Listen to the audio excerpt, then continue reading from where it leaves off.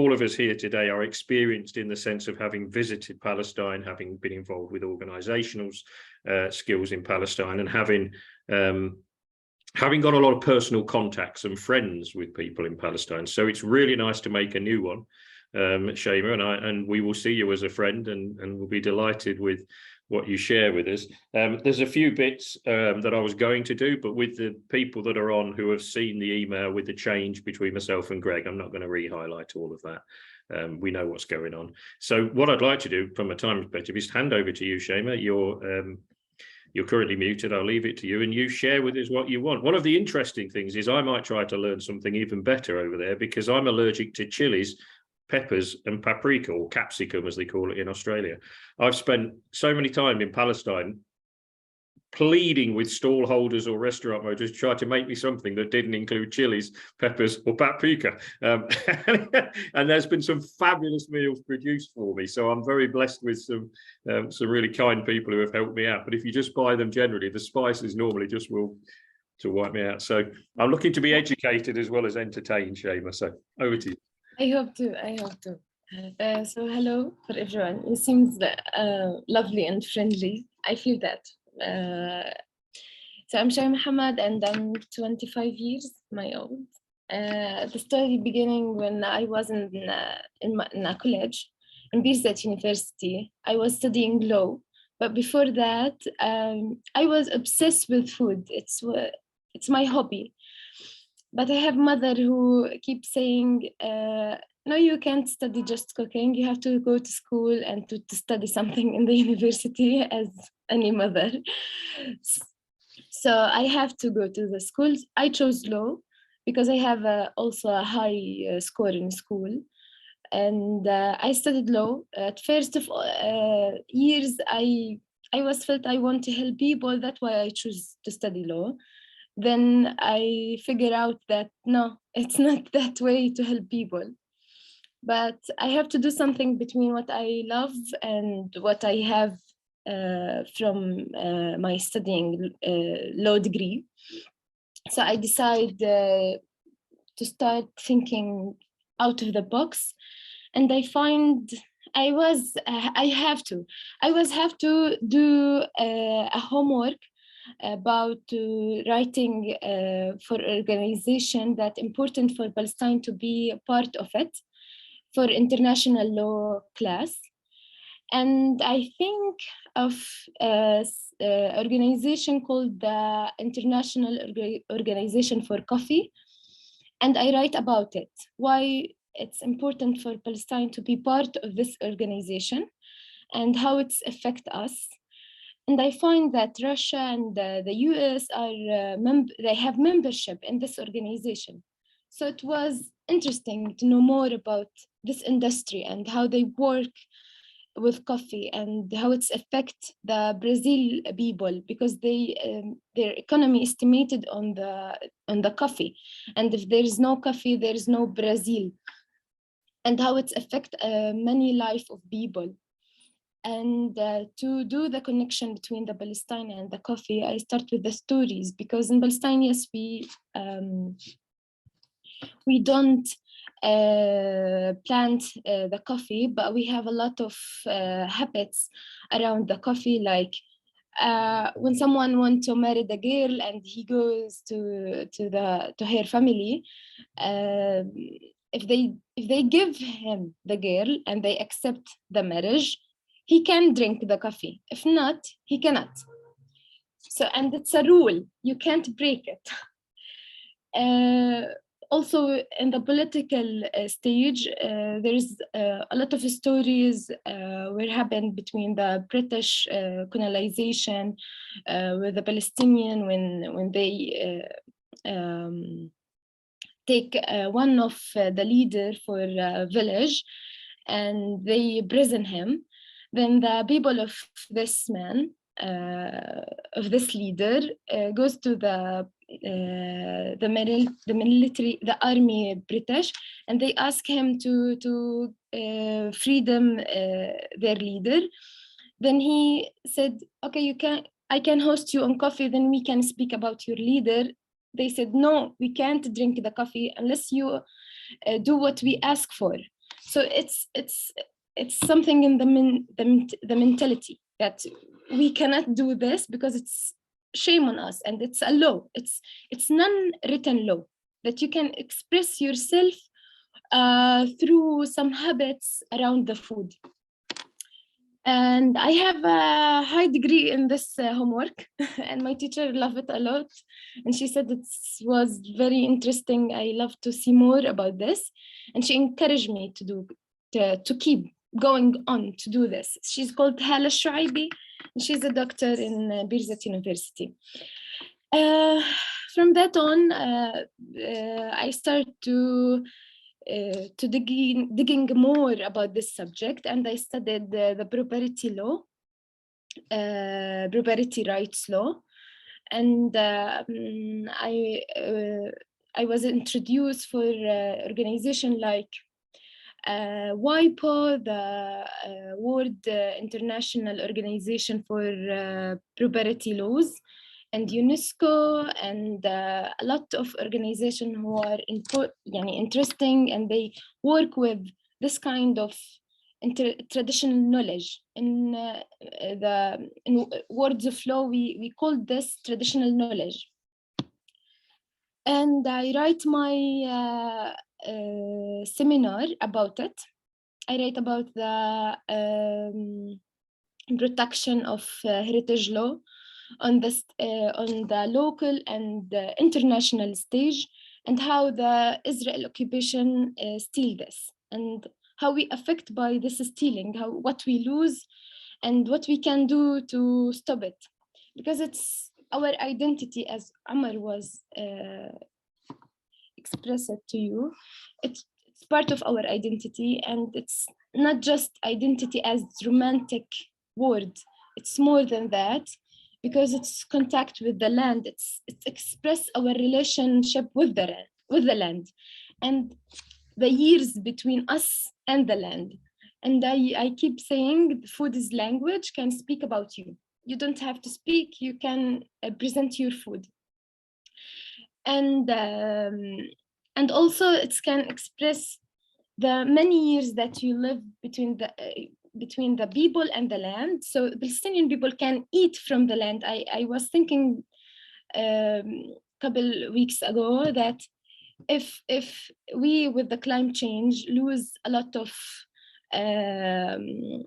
things, but we can go out to the land and we can eat anything, and we know how to cook a lot of the plants around us. Anything, we can cook anything. We know we have a huge traditional knowledge that's kept with our grandfather and the old people. Now I try to collect it, because my generation, they didn't have it, that we lose it, and we don't know anything. But it's magnificent. When I walk in the mountain with an old man called Yusuf in Ain Kenya, which is a village here near Ramallah, and whenever I walk, he take something from the land and he eats. And I was asking him, oh my God, we can eat this? He said, yes, we can eat this and this. And I think this also part of the capitalism and colonization, how they separate us from the land. And he live and he have a good wealth. I'm not now, and I'm not, and I am not. I'm 25 years, but he have a very wealth more than me. So so I was thinking, yes, the occupation, they don't know this. They can't cook khubeza. Khubeza, it's kind of plant that grow up in spring season, and the Palestinian people, they cook this plant in many different way, and many joyful also. It's fun to cook this kind of plant because it's near to your house and you don't plan it. It's just from out of nowhere, it's come up. And we know how to cook this. It's kind of a grace. I don't want to say it's a grace, but the occupation deal with this kind of plant like this. So I know that we have something can express this relationship for a long time, and we know how to live We know how to adapt living in the Palestinian land, because with the geographic, we know the geographic of this land. We know it because we live many years with it. And that express our relationship with our nationality as Palestinians people. The lawyers and the doctors in my university, they keep saying that you can't use the word Palestinian people because we are not people. We are like couples of. I said, no, we are people because we have same knowledge around different things that you don't know in your education, because your education is occupied also. But if you go outside, you can learn something from the people who know the land, that you just sit on your desk and write something about them. And after my seminar, I decided to start the blog or the project, Food-in-Law. It's the same relationship between sister-in-law, and how you have the relationship between food-in-law and something that you don't imagine. But when I start to express it and to explain it, the people say, oh my God, we have this. I said, yes, we have it. And it's like blow their mind. So first of all, it was with the project with Al-Qattan, how the colonization and the occupation affect the food on different tables. I want to share something. Not this. Okay. I see. Okay. This one. And this first project. Before to speak about Food-in-Law a little bit, I want to speak about this project because this is where I start. It's with a family. Okay, it's a project with Al-Qattan. We don't see the whole picture, Shaima. We don't see the whole screen. I don't know if that's only me or everyone else. And this. No, we're just seeing the top 2 centimeters of your screen. That's all. I'm the same, Emma. And now I do it bigger. Now you see? No. No? No, stop the share وشير كمان مرة شيماء. Okay. Try once more.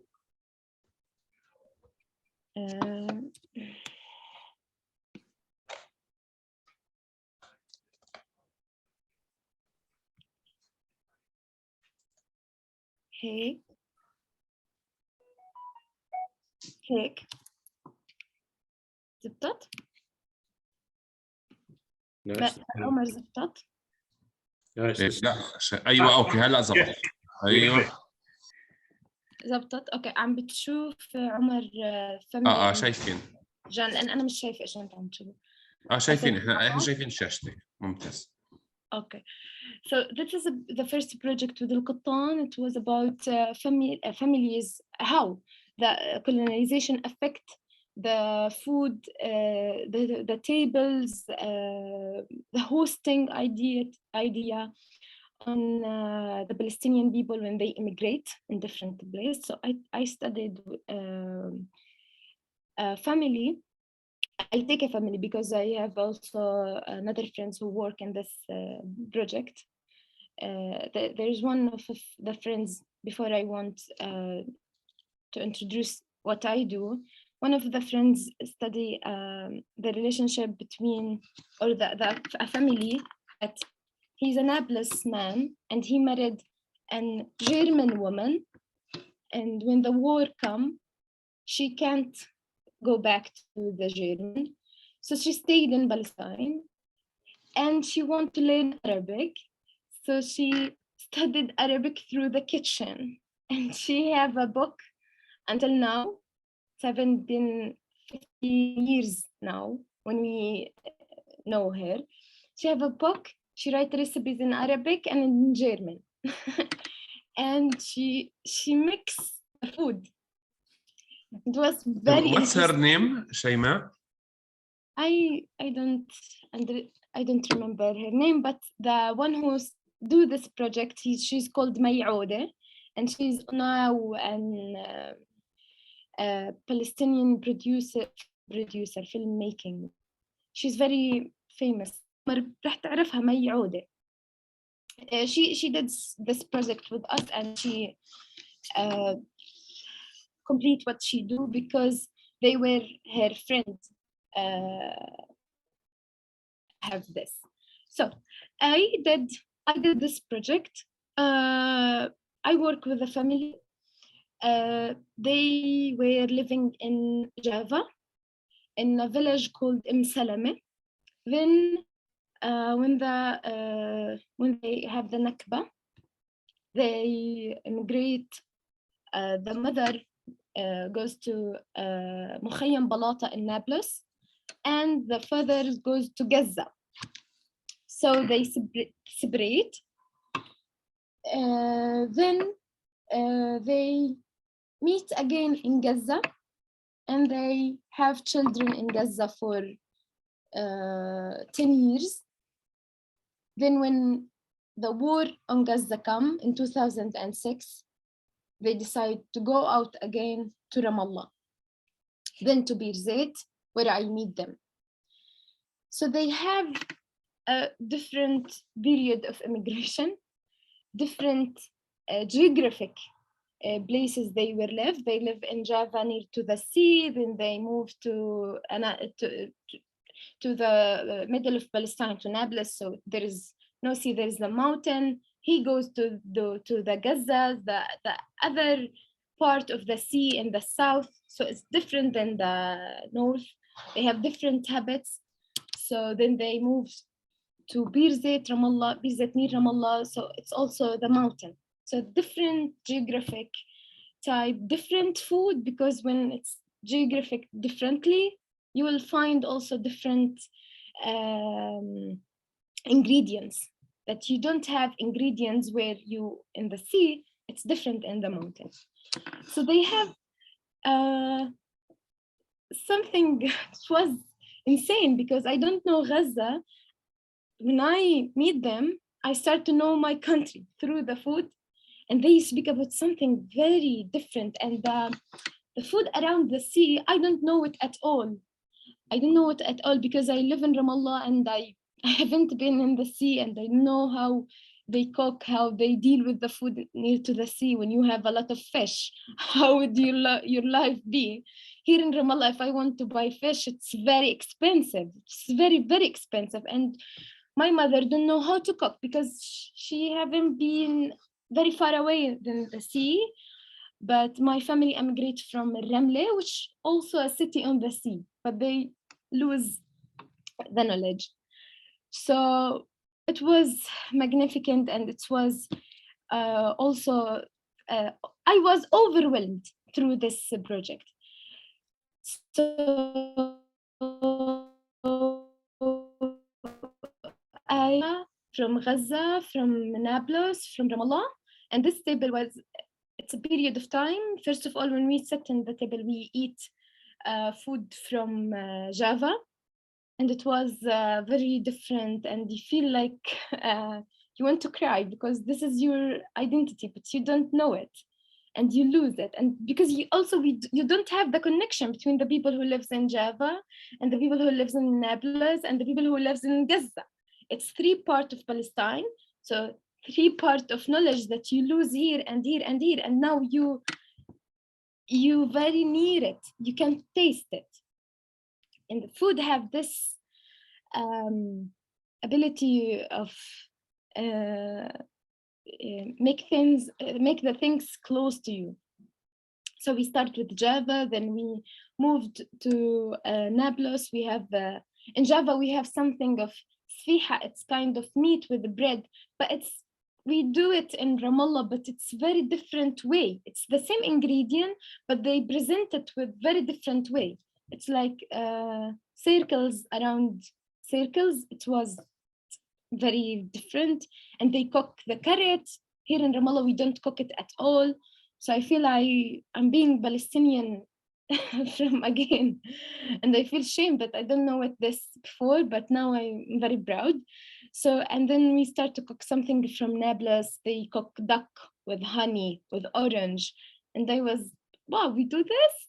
Okay, this is interesting. We have a kitchen, we have a restaurant, we have something to present. So then we have something from Gaza. They have different knafa. I don't know if someone of you had knafa before in Palestine. If you have it as Nablus knafa, because it's very Nablus thing, but also the Gaza people, they have it in different way, but they call it knafa. It was also very different. And also we have something called sweet karawia, and karawia, it's kind of pepper, but it's okay, Jack. It's kind of sweet thing that they cook when they have a new child in the family. And when we did this table, the family were having a new child. So they do it, the karawia, for us. And it's very interesting because they know, as Palestinian, this kind of sweet, if the woman who have a new child eat this, it's make it better for her stomach.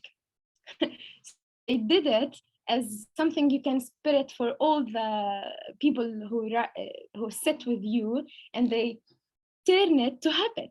But it's healthy thing for the body of the woman, but it's come like a hospitality thing. It's very interesting.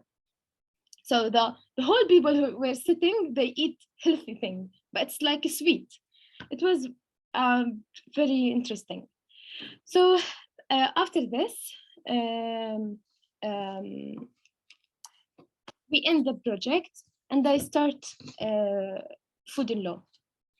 I start food and law, and I write something here about it, and you see, عمر انتوا شايفين?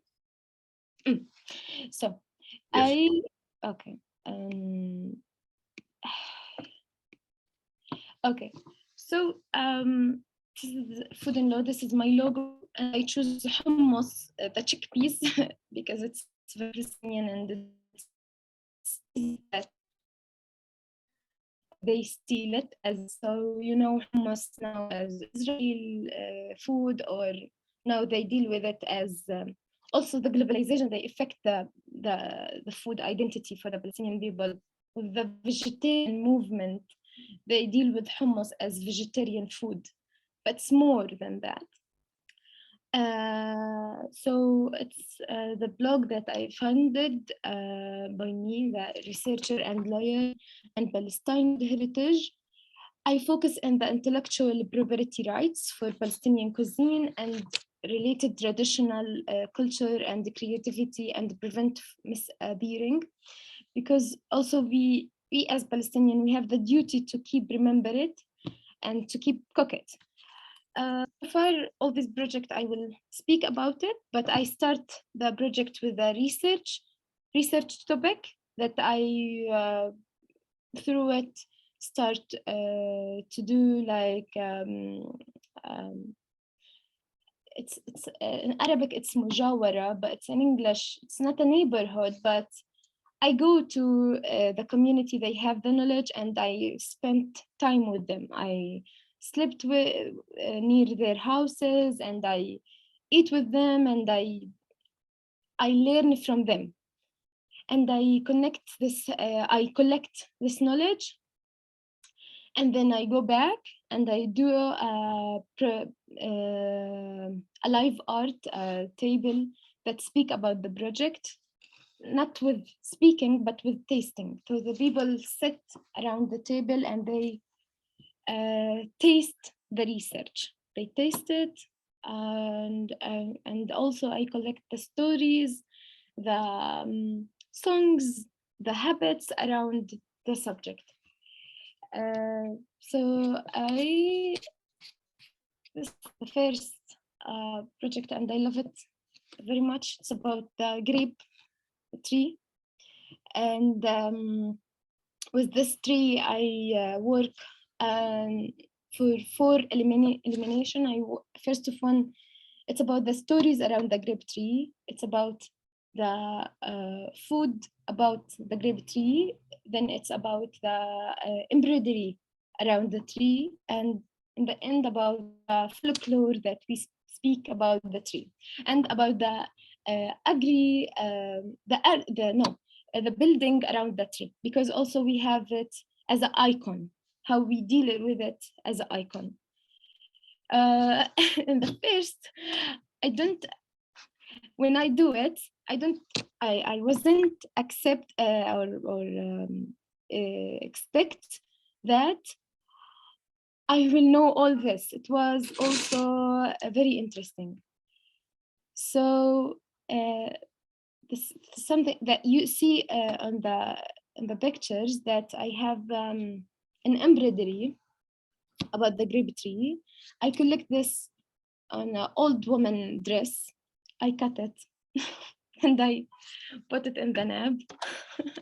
That's why my mom keeps saying, you will make me crazy, because this is very expensive and very emotional and very important, but I have to do to my performance art. So, but it's very important for me also, and I keep it until now, and I will keep it. But also I can do this, but I prefer to take it from an old dress and redesign it. So the next photo, you see like it's a floor, and this floor I found it in Hebron, in an old Ottoman bathroom, a very, very old Ottoman bathroom from the Ottoman occupation. And if you see, it's also grape. It's a grape, it's the grapevine around the floor. It was very interesting, because I go and I know I will see something, and I go to the Abraham Mosque, and I was digging to see something related to the grape, but I didn't. I see different kind of plant, because the Muslim, they use a lot of the plant to design their home and their mosque and blah blah. But I see this from the Uthman stage, and I take it and we redesign it on the menu, because I do a menu, and this is the menu. I don't have a big picture for it, but the menu, it's a whole menu made from the grape tree, and it's Palestinian knowledge. The sweet, the drink, the main course, the side course, the appetizers course, all of it made just from the grape tree. And it was very, very interesting. I know that in the world, in the Mediterranean area, we have a shared knowledge about the grape tree. But as Palestinian, we have something more that no one have it, no one at all. It was magnificent how we know the tree. We know it best. We are the best with the grape tree. And we are best than the olive oil tree. We know the grape more than olive. I see something very interesting.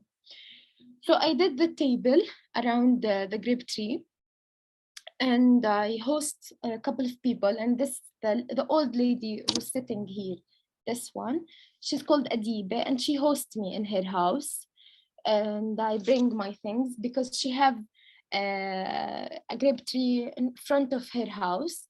And when I was searching about the relationship between the Palestinian and this tree, I realized and I recognize that the Palestinian people, they plant the grape tree in front of their house. Every old houses, if you notice, they have grape tree. They don't have olive, fig. No, it's a grape. Why? Because the grape tree gives them the privacy, because it will make something we called it arish inside the house, and you can sit under the tree, and you can have tea, coffee, and speak with your family and host your neighbor, and to sit under the tree. because also that you will give you privacy to not make you or to keep your privacy from the street, from your neighbor. It will hide your house, hide your front house. So I decided to make the show under the tree, because this is one of our relationship between us and the tree, that we sit in the summer night under the grape tree, and we saying, oh, you remember our nights under the grape tree. And yeah, so I made the table under it, and people can sit. I made it another time with a bigger table. The first time I made it small because we have an aim to make a film, and we did a film around it. But we have like dibis. It's kind of syrup that they made it from the grape tree. Now we are in the season now. We have different things. I can't explain the food. You have to taste, and it's hard to translate the recipes. It's very hard on me. But yeah, also I present the wine, because it's also the wine. It was very known, and it's part of the Palestinian heritage. We have a lot of wine places. It's very ancient. I live near one.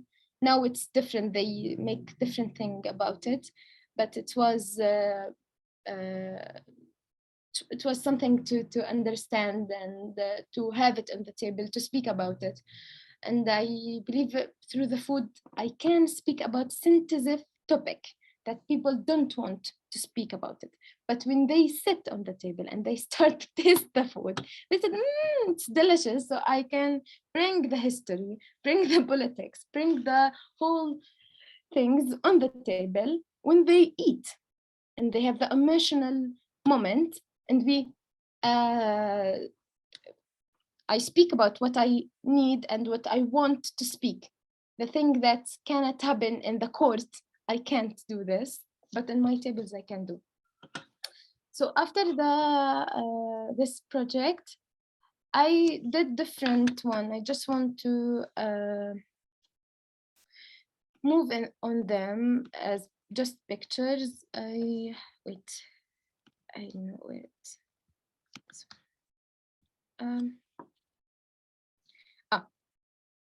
Can you see this? So I start to work with different fruits and vegetables, and as seasonal one. Now I work on calendar that speak about how the farmers understand the weather and the climate change and their land through the folklore. And they did they have a farmer calendar. It's different than the one that we know, the Christian or the Muslim calendar. There's farmer calendar, Palestinian farmer calendar. It's based on how they recognize the weather and how they connect it with the agriculture. It's very complex, very beautiful, and it's very intimate, that express this long relationship between them and the land. So I did something with the pomegranate, this one, pomegranate. And I did also a table about just the pomegranate, and have stories, and we have a interactive show where they can cook also, and did different things. Because just a funny story about the pomegranate, Arab around the region, they will think, if they want to know the girl, how many babies the girl will have in the future, they bring the pomegranate fruit and they put it in her hand, and they draw a circle on the land, and then she have the seeds, and she spread it on the land, and the seeds of the pomegranate that come inside the circle, it's the number of the children that she will have in the future. So this will make her more desirable to marry.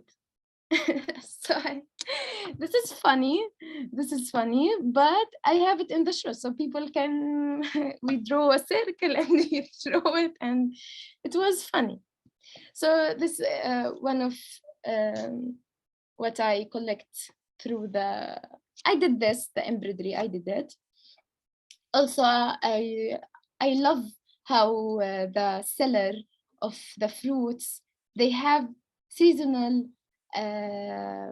songs to sell the fruits.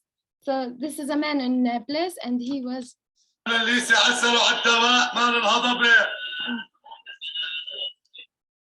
saying something that it's kind of the pomegranate called malisi, and it's the taste of this pomegranate as honey, and I can't translate the whole thing, but this is the way how we sell the product. We have also songs in the street.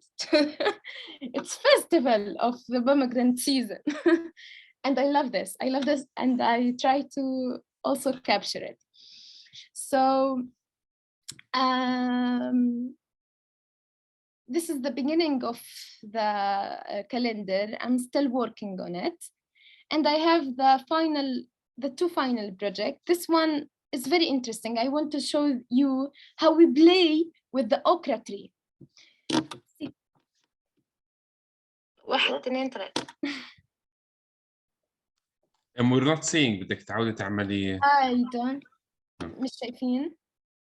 شايفين الشاشة. إذا أنت إيش اللي بدك أنت إيش بدك تفرجينا؟ فيديو صغير. فبدك تسكريه وعودي اعملي شير كمان مرة، الله بعينك على الفيديو.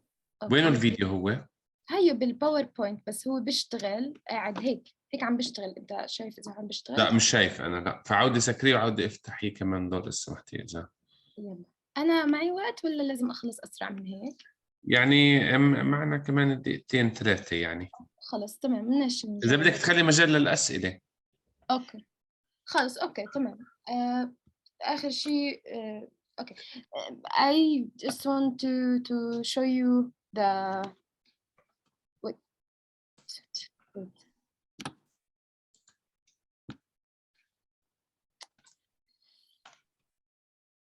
Okay. No. Sorry. So in the end, I just want to move to another because we didn't have too much time. It was one of the projects that I love. Also, I studied the holy tree. We have a holy tree in Palestine related to prophets who were living near this kind of tree, and like karoob, okra, and I made food from this tree. That we lose this knowledge around this kind of trees, just like the okra one we do as Palestinian, but we lose this knowledge. And also as Mediterranean Sea, they were do kind of bread from the okra tree, and it's kind of bread that everyone can eat it because it's I forget the word. Okay, but everyone can eat it. No one can. Everyone who have some issues with food and their stomach, with this kind of bread they can eat. And also this kind of bread also related to time of hard times that pass as war, because it's food related to war food. And I did a tour with the people in the mountain, that where we collect the story and speak with them. You see the map. And then when we end the map with the trees, we go to the tables, 5 tables, 5 trees, and we taste the food from the tables. And the final one, I got a resident in French, and I made something about hummus, and as one of the Mediterranean food. and I connected with the Palestinian and Lebanese and Jordanian and the Syrian region, because it's leavened food, and they were tasting the food. And from hummus, I did balila, dome. Dome, it's kind of hummus, that sweet hummus, and we spread it as Christian. Also, Christian people here in Palestine, especially in Ramallah, they spread it on the groom and the bride on the weddings. So I also did too many stories about it, and in the end, I speak about how, as Palestinian people, when the Israel stole the hummus and stole this knowledge, and they said it's Israel food, we lose a lot of our economy, because if we sell it as Palestinian people and as Palestine geographic indicate, we will have a lot of money, and we can help our country through the knowledge that we know. But through this stealing, we lose a lot. I know that I don't come up with the low part, and I don't express it too much, but in the shows I speak about the geographic indicate and the property that we own this knowledge, so we have the right to do what we want and what we need through it. And in the end, I dream about a dream. I want to do it. It's to have a connection with the UNESCO and told them about this knowledge that I collect. Still, I want to collect more now, but to put this knowledge on the heritage list that they have, to protect it from stealing, from misappearing, from anything that can be happening. And also to have this knowledge in the modern world, and in this hard time with the climate change, with the bad thing happens in the environment, because this project also can help the environment, because every single time you go back to your old knowledge, you know how to live better with your land. And that's it. And thank you. If you have a question, Amazing. Do you just want to stop sharing the screen so I can pull you back in the middle and see everybody? Thank you. Shaima, I'm completely blown away. I mean, you're clearly not, you're more than a lawyer, you're a historian, you're an artist, you're an international advocate. I mean, it's just extraordinary what you've done. And you're 25. I'm in my 60s and I haven't done anything like that. You know, it's absolutely amazing, and so thank you so much for and I'm sure that there's a lot more you could have shared with us if we had the time. I'm going to have to obviously connect with your blog, well, when I can find my 31-year-old son to show me how to connect with the blog, and then I can follow you more closely. I'm sure we'll all want to do that. So absolutely extraordinary. Thank you. One of the things that I think came out for me, I'll ask everybody else what they want to say in a second, is the sense of identity through your food heritage that is being stolen by the illegal occupation. I don't think I thought of it in those terms before. There's your separation, your geographic separation, is actually causing an identity theft that's bigger and greater in some ways than just what we would normally expect. You know, the familiar relationships where people are separated, there's a historical element here. So I think the work you're doing is absolutely vital for Palestine and for the world. You know, the world needs to understand its history, and there is so many different sides of being a Palestinian, so many different, you've explained so many different raw materials and finished dishes, but the messages behind them, the love behind them, the familial connections behind them is extraordinary. You've got to carry this work on, and you've got to encourage more people to be engaged with it as well, because it's a huge task you're taking on. But I'm hoping that Omar and Sabeel can really put their weight behind helping you as well, because the future of Palestine as a historical entity, as well as its people, is very much going to be improved and enhanced by your work. So absolutely amazing. Thank you. I can't tell you how grateful I am for that. Before I keep rattling on, Ken, Helen, Margaret, Jack, do any of you want to ask a specific question? In which case, please do.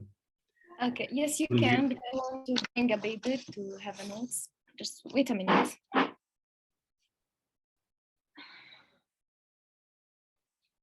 Yes, I'm with you. Yes. Yes, you can ask. Helen, you wanted to ask. Thank you for your kind words before. Thank you. I love it.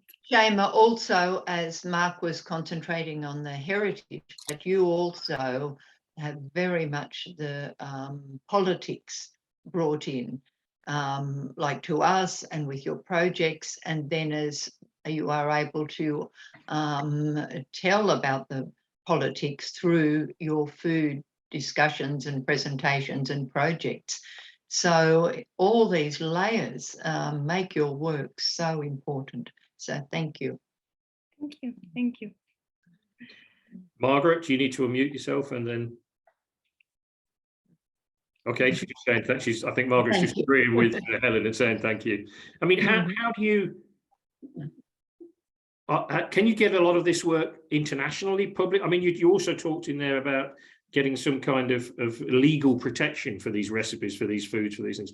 And then that presumably needs to be done in an international format. I mean, where do you go with that, Shaima? How do you do that? I still don't have the access to do this as international protection.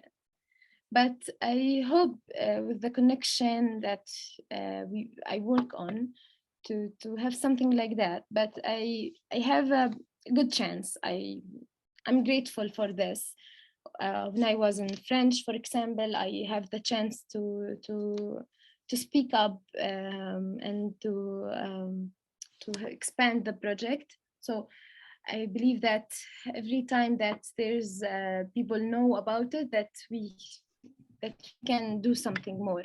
But until now, I didn't have the connection with the law organization.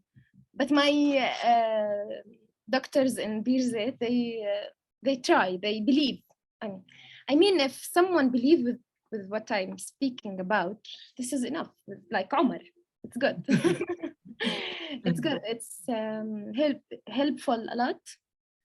But yeah, I mean, so in that sense, I guess, I mean, there's lots of different layers, as Helen and yourself have both just said there. And maybe what we need to be trying to do to help you is to find some kind of international organization or lawyer-based organization that can take your energy and passion and help. Because, I mean, copyright is hugely expensive and very complicated and not something that the average Joe can engage with, as you will know yourself from all your legal work. But maybe there's somebody out there who could help connect, you know? Yeah, and also it's like government work. It's not individual work. We and you and me and we can't. As Palestinian government, they have also to make something for this. For example, the last year we have, or this year I believe, we protect our embroidery, the way how Palestinian embroidery, and we put it in the UNESCO. So now it's prevent, no one can steal it. This is very important. So if now some big company like Zara, H&M, I don't know, come and start to design a dress, it's kind of our dress or our way of embroidering, we can stop it. Fantastic. And yeah, and that's what I want to do. For example, about how the lawyers protect this kind of things that I speak about it. I studied in my law degree that there's a case between the Greek and the French and the German and the Denmark countries. They have, and Italian people, they fight in the court about who's the one have the right to have the right for the feta cheese. because they know if they have the geographic indicate or the right for how to make this kind of cheese, you can have it as product from your country. So you can make laws on how produce it. Then you can call it what you want, do whatever. So the Greek people have the proof of this property, and now the European court give them the right for the feta cheese. So now it's called Greek feta cheese. And in Palestine, we have kind of salad that we called it Greek salad, but it's because of the feta. So the Greek people, after they have the right, they go to they write a law in Greek law. It's a Greek law that's called feta cheese law. And they prevent anyone who want to manufacture this kind of cheese to have the milk outside of their land or their country. So anyone who want to produce the feta cheese, they have to buy the milk from Greek people. And if you was wondering how they have the right or how they get this, through an ancient story about a god called Isis, who were sleeping in a cave, and he was have a bucket. He made the bucket from goat stomach. He washed it and he make it a bucket, and he was kept the milk inside this pocket, and he was sleeping in the cave. And every morning when he wake up, he noticed that the milk transferred to kind of something different, become thicker. And so they have this story in the court, and this is how they have the right of the feta cheese. And now they have economic their name on the cheese. And about the propriety laws, how we think about it for the peoples, for the communities. If I want to ask you, if you want to eat the best pasta, where you would go? Of course, you will answer me, I will go to Italy because they have that. And that's what I want to people to have it in their mind. If you want to eat the best grape, the best, I don't know, kind of dishes that we have specialized in for the Palestinian people, they think about Palestine. They don't think about the Israel occupation, because now we lose this thing. That's what my project try to bring back around the law. Well, that's extraordinary.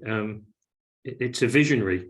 Actually, it's you're visionary. That's a vision that is just amazing, and we hope and pray that comes true. I'm blown away completely, Shaima. But it is 9:15, so or 6:15 in Australia, and so I want first of all to officially thank you, Shaima. I mean, I know you're a last-minute stand-in, but hey, we couldn't have had a better speaker. It's just extraordinary.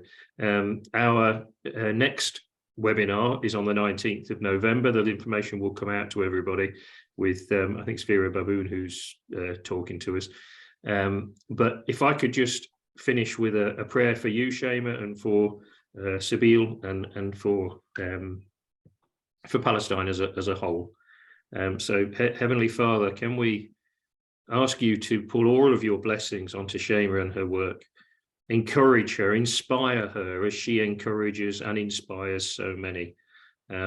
She has a lot of years left in her life to complete this project. So we ask you to guide her and bring people into her life, into contacts with her who can help her to forward her extraordinary and exciting plan to use this Palestinian historical food as in so many different ways. We pray for Sabeel across the world and Omar and all his team, that they also can continue their extraordinary work to, under the guidance of your word, to bring justice through liberation and theology and practical use to the peoples of Palestine in all their different formats. Heavenly Father, we also, at this time, just give thanks for the life of the British Queen and pray for her family who are mourning her at this time. Lord, we offer you our lives, our commitment, our love for each other, for our Palestinian brothers and sisters, and for you in service and in your name. Amen. Amen.